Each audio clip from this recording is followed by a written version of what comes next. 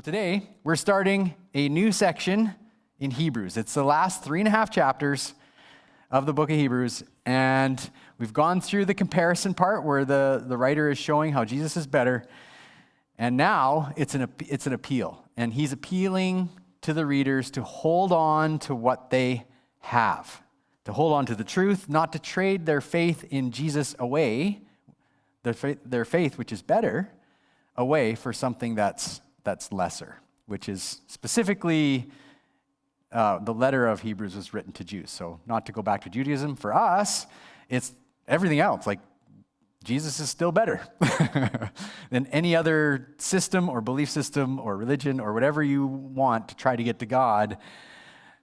Not only is Jesus better, he's the only way to God. And so last week we kind of landed there. All right, so let's get to it.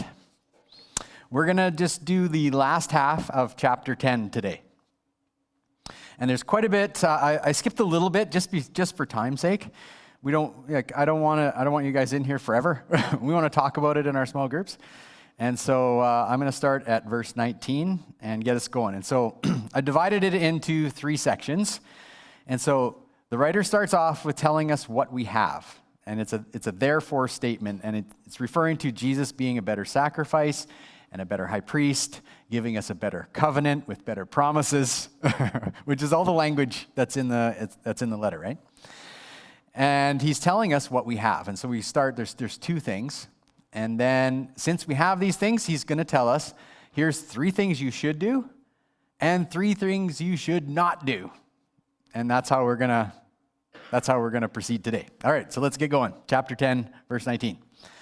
Therefore, brothers and sisters, since we have confidence to enter the most holy place by the blood of Jesus, by a new and living way open for us through the curtain.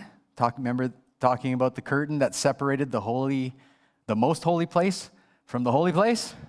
There was a curtain there. And when Jesus died, it was torn in 2 from top to bottom. And so it represents, and he's telling us what it represents here. By a new and living way open for us through the curtain, that is his body. And since we have a great priest over the house of God, and we'll continue this in a moment, but there's 2 things we have to find out what he's talking about here. What we have. The first is we have confidence to enter the most holy place.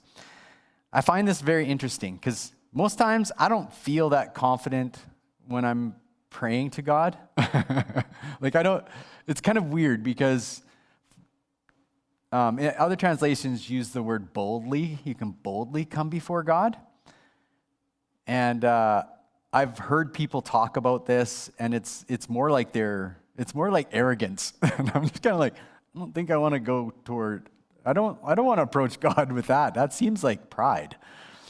But it's not pride. So what he's talking about is confidence.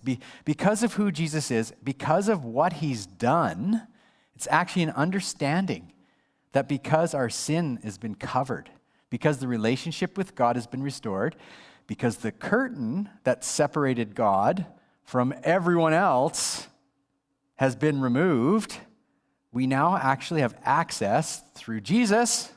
It's like he's become the curtain. He's become the gate, right? We have access to God through Jesus. And that's this new and living way. Jesus is the living way, right? Opened up. So because Jesus is a better sacrifice, once and for all time, right? The old sacrifices they had to do over and over and over again. He has become the entryway or the gate into the place where God dwells. And where does God dwell? In his house. And what is God's house? His people. People are God's house. God, that's where God lives now. Doesn't live, well, it's weird to say now.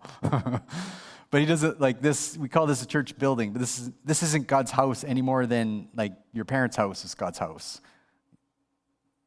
This is a building where his house meets because his people are his house. That's where God dwells. God dwells in his people. It's amazing. Okay. Can't go too far down that. We have to keep going. Secondly, so we have confidence, and the second thing we have is a better high priest. We talked about 2 weeks ago why this matters so much, but we'll just really quick. Jesus is in charge of God's house. That's good to know, right? Jesus is in charge as the high priest. He's in charge. Okay, and so what does a priest do? Well, he offers sacrifices and gifts on behalf of others, and Jesus offered the perfect sacrifice for you on your behalf. What else does a priest do? A priest intercedes. So the priest is the go-between between people and God. And Jesus, being the high priest, is the go-between between us and the Father. And so that's why we have access to God, because Jesus is the high priest. And finally, and we've talked about this, so I don't have time, we can't unpack this one. If you don't understand, that's okay. Jesus mediates a new and better covenant. So like the Old Testament, the high priest was mediating the old covenant, telling the people about the covenant and reminding them. Now, Jesus does that. And so, the writer of Hebrews actually refers back to God saying that he's going to write his laws on our hearts. Okay, so that's what we have. Since we have this, what? The next part, there's three, I call them three lettuce statements. So this is the salad, right? We're building a salad. We have three lettuce statements. The first, and I've highlighted them. As we go through them, you'll see them. And they all, of course, start with let us. All right, so starting in verse 22. Let us draw near to God with a sincere heart and with the full assurance that faith brings, having our hearts sprinkled to cleanse us from a guilty conscience and having our bodies washed with pure water. That's the first one. We'll come back to these. As I'll go through them all first. Let us hold tightly without wavering to the hope we profess, for he who is promised is faithful. And the last one, let us consider how to motivate one another towards love and good deeds, not giving up meeting together as some are in the habit of doing, but encouraging one another, and all the more as you see the day approaching. The day is when Jesus returns, by the way. Okay, so here we go. What should we do? Okay? Since we have confidence and we can draw close to God, or approach God with confidence, and Jesus is our high priest, what should we do? Well, we need to draw near to God. Like right off the bat, it's like, yeah, I think that's first. Wouldn't that be the first thing? If you have access now, let's say, okay, let's just use our imaginations for a moment. Let's go back 2,000 years, okay? And so you're a Jewish person, and this is what you know about God. No one has access to God except the high priest, and only once a year. That's tough. So if I'm sitting there and I'm thinking about that, I'm wondering what the high priest is doing with God. It's like, but I know he only gets to go in there once a year. And I know about this curtain that separates the most holy place where God dwells in the temple, and the holy place where the other priests hang out.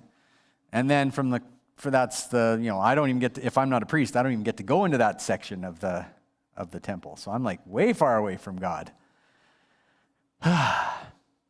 Seems like really, really hard to get to God. And then I hear this story about this Jewish guy. His name was Jesus. And that he was crucified because people hated him and the religious leaders wanted to kill him, were jealous of him. But it was more to it than that. And I find out that God had a plan the whole time. And that was God's plan, was to send his son to die on a cross, to become a better sacrifice so that he could forgive sins and restore relationship with him and give direct access for everyone to God. That's mind-blowing. If you were 2,000 years ago, it kind of blows our mind today too. But 2,000 years ago, only one guy, once a year. And now you're hearing about a better way, that there's a better high priest, who was a better sacrifice, and now you have access to God. That would be amazing. And so what's the first thing I'd be thinking of? Well, yeah, I want access, right? For 1,000 years of this Jewish system, the sacrificial system, and all the rites and rituals and ceremonies they had to do, no one could get close to God. But now, it's open. And so the barrier's been removed between people and God. And so we should take advantage of this. It's an invitation. This idea that when you say yes to Jesus and become a follower of Jesus, that you have access to God, this, in fact, better access than the high priest did back in the old covenant. Because he only got to go once a year. You could go like once a minute every day if you wanted to. Well, more than once a minute. You could go forever. And we should draw near to God. That's an exciting prospect, because it's not just about like drawing near so we can take a peek at him, right? It's actually talking about being in relationship with him, and you can actually be in close relationship with God. So this is the way I kind of opened it by saying about this whole thing about approaching God boldly sometimes seems like prideful to me when I've heard some people talk about it. Well, I think this is what it's meant to be. Think of the person you trust the most in the entire world. How easy is it to approach that person? Pretty easy, right? Guess what? God is more trustworthy than that person. That's what it's like to approach God now. So you're not arrogant because that person, it's not arrogant approaching that person, right? Only arrogant if you're demanding and, right, if you're not being a good friend to that person, or if you're being a jerk to that person, right? Or whatever it is. We can imagine what it's like, right? But you can go to them and you're not even thinking about it, right? You can just approach them. I think that's what the writer's trying to get at, that you can actually just approach God like your most trustworthy friend, the most trustworthy person that you can think of.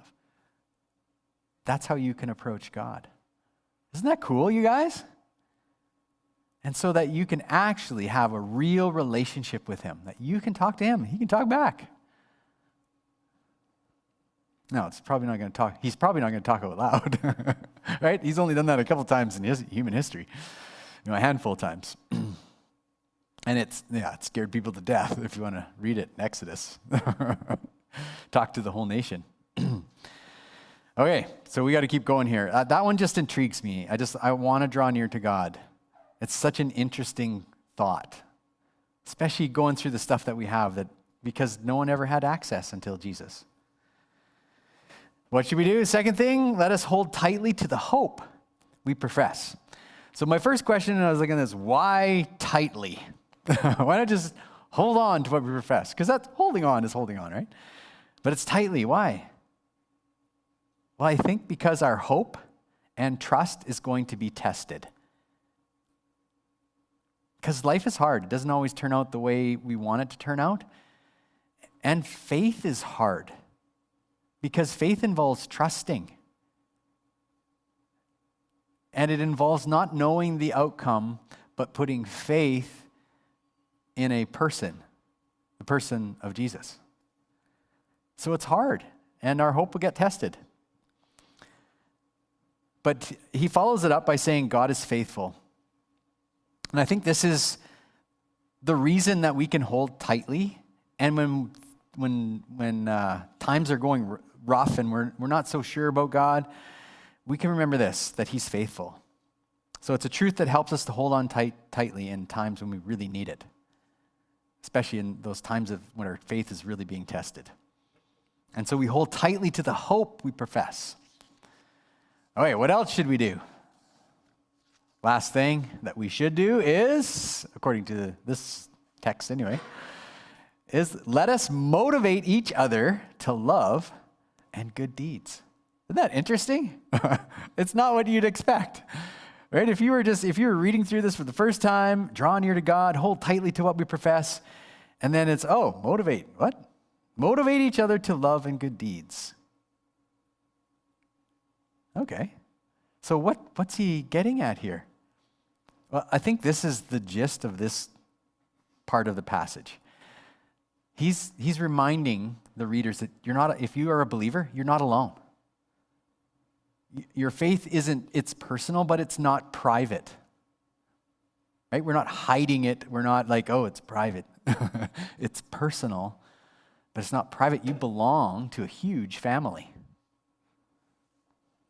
Right? The people of God. That's your family. And God's people are a community, and it's expected that we do life together. That's why it's one of the reasons at Youth we do small group after. It isn't just to talk about ideas. Part of it is we want you guys to do life together. We want you to have a closer connection. We want you guys to pray together. We want you guys to talk about the things that you're thinking about or feeling or need prayer about. We want you to talk with each other about that. That's part of it is doing life together that way. And then he says that neglecting to do life with other believers is harmful. Now, I know you've probably heard this passage used about going to church. That's not what this passage is about, by the way. That is completely out of context. The principle is good. Like you can say, the believers are supposed to be meeting together. But it's not talking about having a church service. Most certainly not. So what's going on here? Remember who this is written to? It's written to Jews. The Jews on Saturday are still observing Sabbath, and they're going to the synagogue. And so the writer of Hebrews is, it's all well and good, but you can't stop meeting with the believers as well. And why?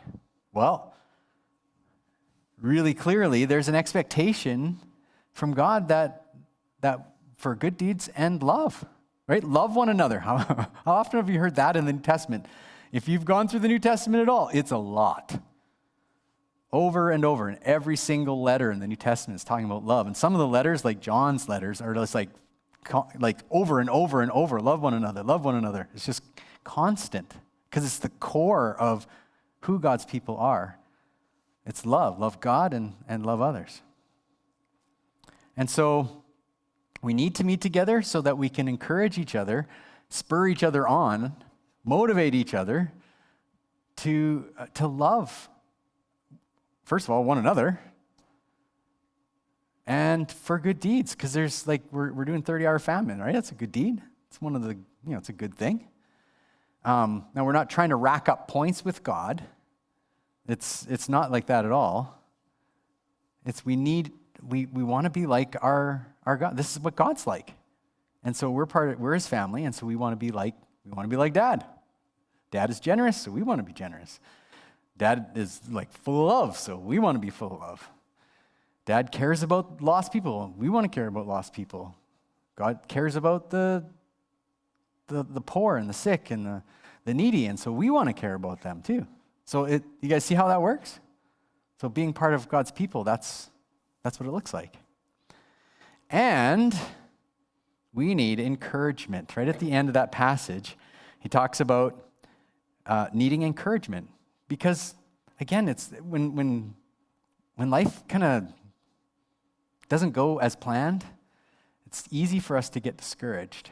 And so we need to be doing life together so we can, we're doing life together can go hey man, Jesus is better, right?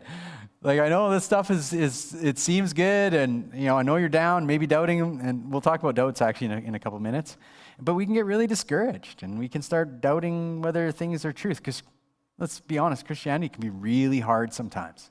Faith is difficult at times, and so we need each other to be encouraged, and to encourage, right? So you need to be encouraged. And then you need to play the other role too. When others are discouraged, you need to give them courage. So, So those are the three, that's the salad that we're making. Those are the, what should we do? The lettuce, that's the lettuce salad. So there's those three things. Okay, the third part. This is the last part. So I'll start in verse 26 here. Dear friends, by the way, the first part is like, oh, interesting.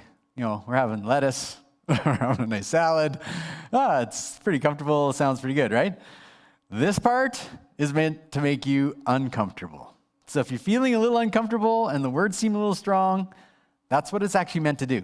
That's what the writer's trying to do. He's trying to make you uncomfortable, and so that we listen up to what he has to say. So if you're feeling uncomfortable, it's okay. I think we're supposed to feel uncomfortable. All right, here we go. There's three things. Dear friends, if we deliberately continue sinning after we have received the knowledge of truth, there is no longer any sacrifice that will cover these sins. Okay, I'll explain that in a minute. There is only the terrible expectation of God's judgment and the raging fire that will consume his enemies. Okay, I'm a little uncomfortable now, are you? Okay, I want you guys to be thinking. If you didn't hear these talks, I'll just give you a quick view. When God delivered Israel out of Egypt, he took them away, and we have the covenant. We have God, covenanting with his people. I'll be your God, you be my people. And what we see over and over is the people rebelling against God, not wanting to do what God has asked them to do. And the last straw is when he tells them to go into Canaan. They send spies out. The spies come back. 10 of the 12 spies say, oh, we can't go in. These guys are way too strong. 2 of the spies, Joshua and Caleb, would go like, no, we can go in. We got God. Like, he just parted the Red Sea for us. He made a sidewalk in the sea. I mean, we're fine. Right? What can't he do? But the whole nation, they actually wanted to kill Joshua and Caleb. And so ultimately what happened there is rebelled against God. So this is the image that he's given us. And so when we think of this, we can go back to Hebrews chapter 4 when he explains why Israel did not get to enter the promised land. That whole generation, he said, you can't enter my rest. It was the last straw. This is the imagery that we're supposed to be thinking of, right? Because this is the same letter. Okay. For anyone who refused to obey the law of Moses was put to death without mercy and on the testimony of 2 or 3 witnesses.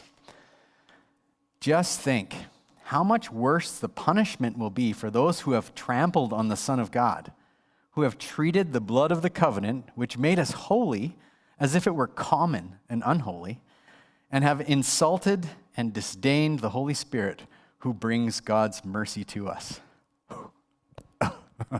Pretty hefty. Okay, for we know the one who said, I will take revenge, I will pay them back. Again, he's talking about those Israelites. But it's broader than that too, right? This is a lesson. In fact, if you remember, the writer of Hebrews told us, pay attention. Don't pay attention to this example. Don't be like them. The Lord will judge. He also said, the Lord will judge his own people. It is a terrible thing to fall into the hands of the living God. Again, this is the imagery of the people of Israel who rebelled, who had hard hearts, who didn't want to do what God told them to do or even asked them to do. All right, so this is the first thing. What should we not do? Deliberately keep on sinning. He makes it really, really clear. Again, we need to think of Israel in the desert. This isn't, now that you've become a Christian, you're not allowed to sin anymore. That's impossible. The rest of the Bible does not support that. So what's he getting at here? It's the sin that we learned about earlier on in the letter that he's talking about. It's rebellion against God. It's choosing a path of life that is a sinful path, right? It's choosing to do what Israel did and say no to God. Nope. We don't trust you. Their hearts were hard. It was unbelief, right? It was disobedience. And we see their example. And the writer of Hebrews already given us this beautiful picture of don't do what they did. And so that's what he's referring to. And I know the language seems weird. Don't keep on sinning. What? Right? That's my initial response. It's like, what? Okay, that's going to be a tough one because I've probably sinned like 35 times since I started this talk. I don't know. I'm just making that up, but maybe that's a sin too. I don't know. But, sorry. The point is that's not what he's getting at, right? So if you make mistakes, if you sin, and even if you do it intentionally, right? And then, he's talking about choosing a way of life, like Israel did, like the example that he gave a few chapters ago. And I don't want that, right? But God's given us repentance. He's given us forgiveness of sin, right? We have to weigh all those things. Remember how this starts. Since we can come with confidence before God, right? Because Jesus is our high priest. Our sins are covered. And we can be in relationship with him. Okay. So here's the second part of this, though. This is the part that needs to make us a little uncomfortable, is we don't see our rebellion for what it really is. I know we don't. I mean, throughout my whole life. I was just thinking of when I was a kid, but it's just like, throughout my whole life, we don't see it the way for what it really is. You know, specifically in your guys' case, the hardest thing, and this is where I was at your age too, it was rebelling against my parents. That was the hardest thing for me. But that's the heart that God is talking about. I know it's difficult, right? Part of it is those teenage years. You're just kind of figuring life out, and there's so much changing, and so there's some of that going on. But you can still honor your parents even though you're struggling. And so that's my encouragement to you, to walk that path, is to, I'm struggling with that, but I want to honor my parents.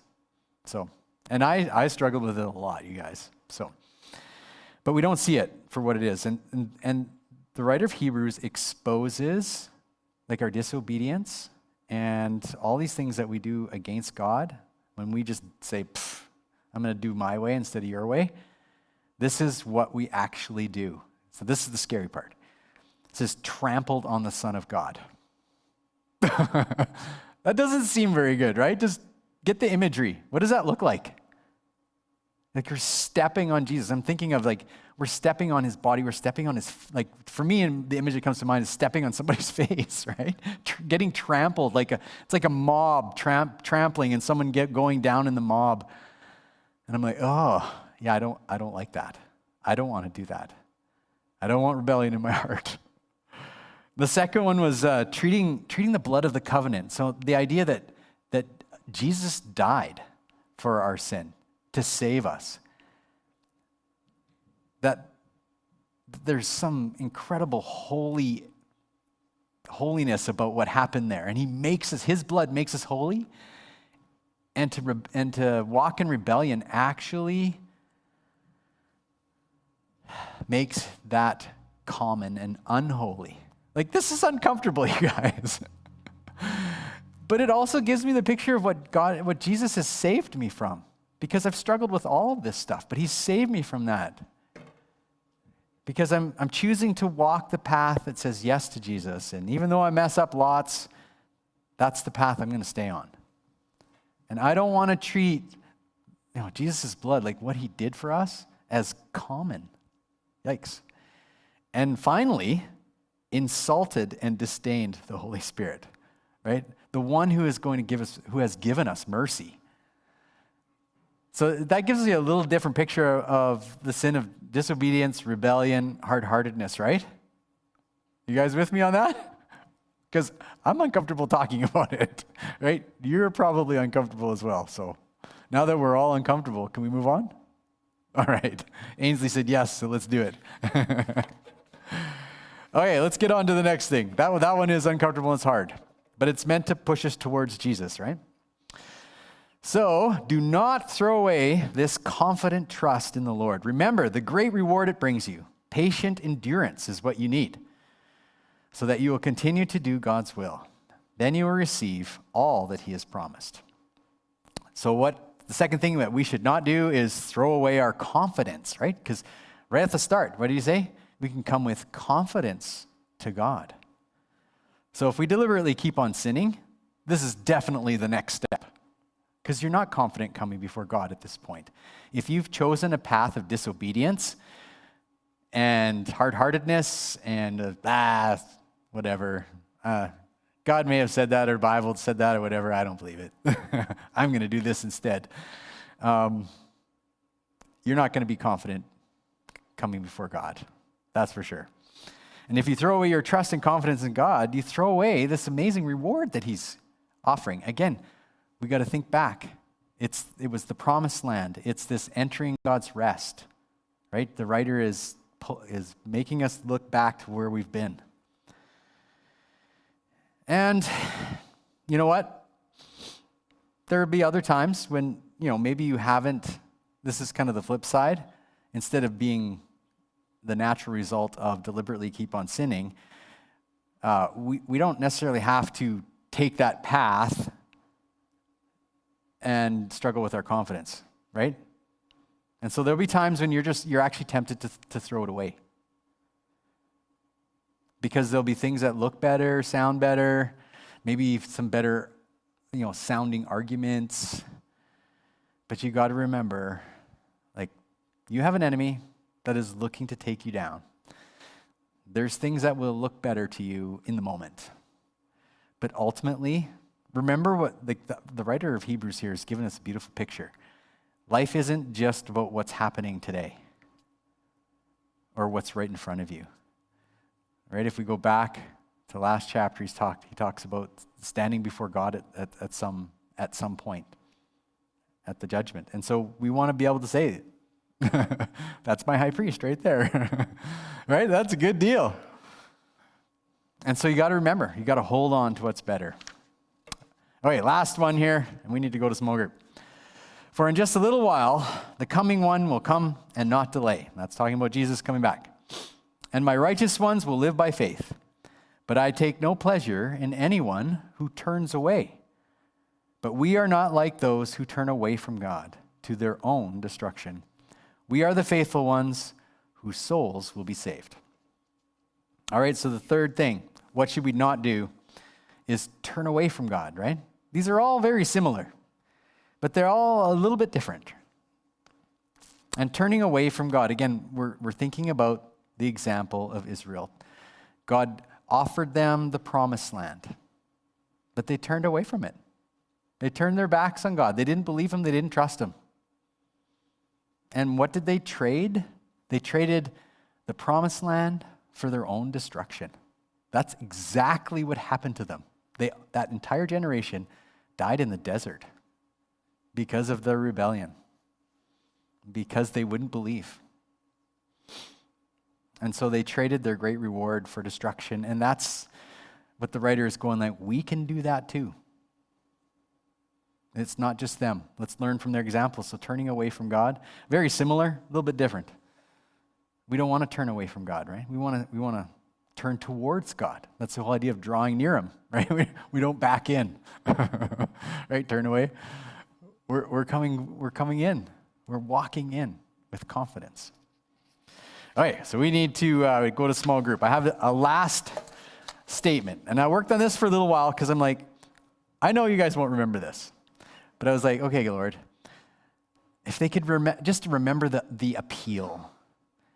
And so one of the reasons I've been a youth pastor for a really long time is that the statistics on students keeping their faith after they leave home is tiny.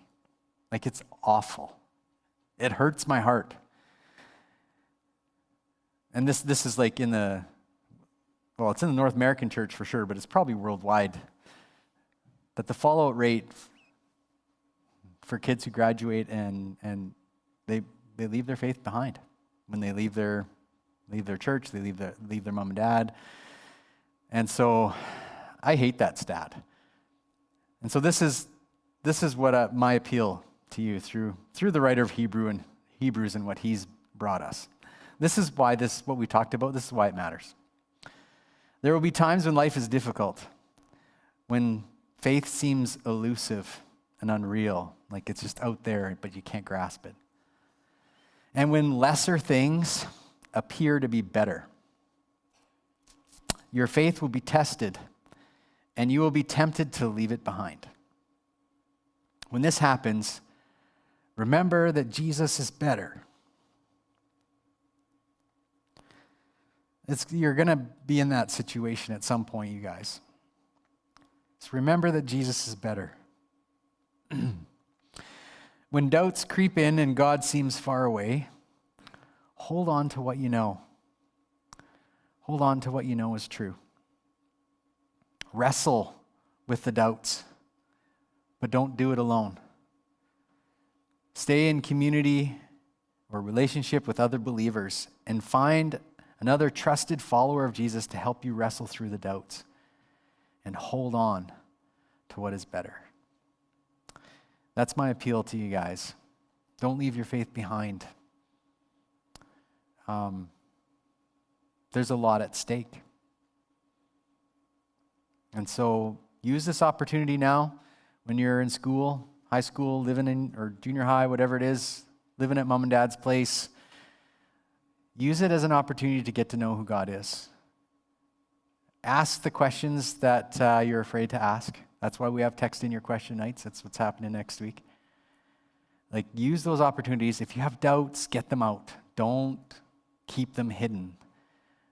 So doubts that you keep hidden, they hold you hostage. And they will come out at some point. And my hope is that they come out here.